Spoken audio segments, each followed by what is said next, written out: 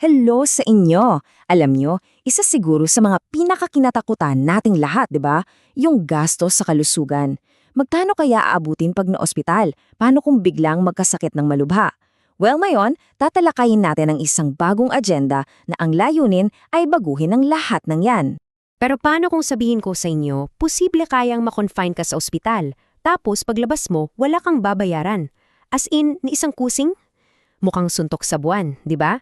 Pero yan mismo yung tanong na sinusubukang sagutin ng mga bagong reforma sa healthcare.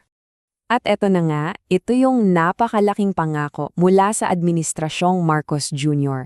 Ang ideya, simple lang, hindi na dapat maging pabigat sa bulsa ng ordinaryong Pilipino ang pagpapagamot. So paano ba nila planong gawin to? Yan ang aalamin natin. Okay, so ito yung magiging breakdown ng pag-uusapan natin. Titingnan natin yung zero bill promise, yung coverage para sa mga malulubhang sakit, paano palalakasin yung sistema, anong meron sa mga komunidad, at ano ba talaga yung pangkalahatang vision sa likod ng lahat ng to. Tara, simulan na natin.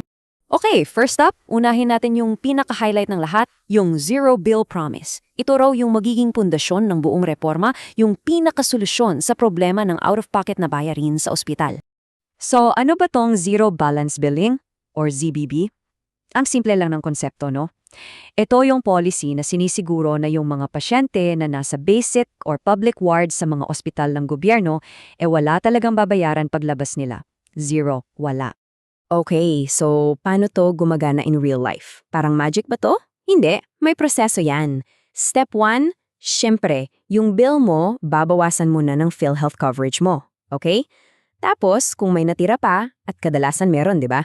Diyan napapasok yung iba pang pondo ng gobyerno. Galing yan sa MyFIP, sa PCSO, at sa PAGCOR. Sila yung sasalo sa natitirang balanse. At ang resulta, step 3, yung final bill mo magiging zero na. Ganon kasimple. Siyempre, ang tanong, sapat ba yung coverage? Kasi okay lang na zero bill, pero paano kung yung sakit mo sobrang mahal gamutin? Dito na tayo papasok sa second part, yung pagpapalawak ng financial safety net para sa mga critical at magagastos na sakit.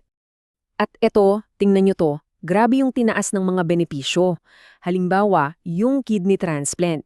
Dati, nasa 600,000 pesos yung coverage. Pagdating ng 2025, aabot na yan sa 2.1 million pesos.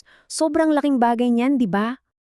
Ulitin ko lang ha, para malinaw na malinaw. 2.1 milyong piso.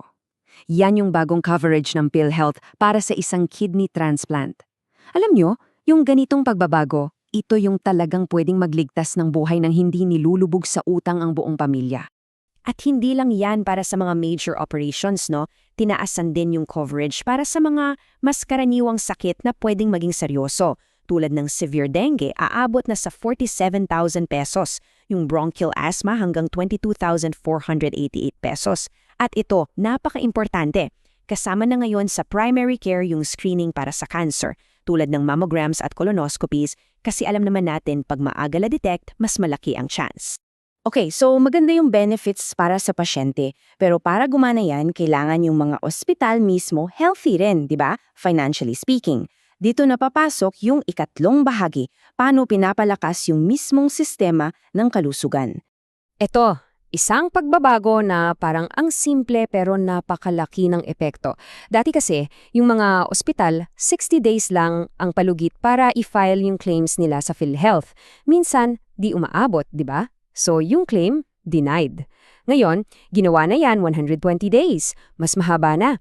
Ang goal, para mabigyan sila ng sapat na oras at maiwasan yung mala-claim na nade-deny dahil lang late na file. In short, para masiguradong nababayaran yung mga ospital. At syempre, lahat ng pangakong to kailangan ng pondo, kailangan ng pera. Kaya naman, may iniutos na 60 billion pesos na ibalik sa PhilHealth. Para saan to? Well, yan yung gagamitin para punduhan lahat ng pinalawak na benepisyo at higit sa lahat para masigurong on time yung bayad sa mga ospital. Kasi pag hindi nababayaran ng ospital, saan kukuha ng serbisyo yung tao, di ba? So ito yung paraan para maging sustainable yung buong sistema. Okay, so tapos na tayo sa ospital. Pero yung tunay na healthcare, 'di ba? Nagsisimula dapat bago pa man tayo magkasakit. Kaya silipin naman natin kung anong ginagawa sa level ng community. Basically, may dalawang malaking programa dito. Una, yung Yakap program. Ito yung sa mga health center, may libreng konsultasyon, 75 na maintenance meds, at 13 lab tests. Tapos, meron ding Lab for All. Ito naman parang hospital on wheels, mga mobile caravan na umiikot sa mga barangay para magdala ng konsultasyon, lab tests, gamot, at pati na rin PhilHealth enrollment. So, inilalapit talaga yung serbisyo sa mga tao. So, sa huling bahagi na tayo. Pagkatapos nating himayin lahat yan, ano ba talaga yung big picture? Ano yung end goal ng lahat ng ito? At eto na yun, yung pinaka-ultimate goal ay simple lang, ilipat yung bigat ng gastusin. Sa ngayon kasi, mga 40% lang ng total health expenses ang sinasagot ng gobyerno. Ang target ay itaas yan sa 70% sa mga susunod na taon. At eto, kitang-kita sa chart na to yung vision, yung pagtalon mula sa current na halos 40% papunta doon sa target na 70% share ng gobyerno. Anong ibig sabihin yan para sa'yo? Ibig sabihin, mas maliit na porsyenta na lang ang kukunin mula sa sarili mong bulsa. So yan, maganda yung plano, ambisyoso yung vision, pero syempre iiwan tayo nito sa isang napakahalagang tanong. Ano ba talaga ang kakailanganin para itong pangarap ng universal care ay maging isang tunay na katotohanan para sa bawat isang Pilipino? Yan ang isang bagay na dapat nating pagnilayan.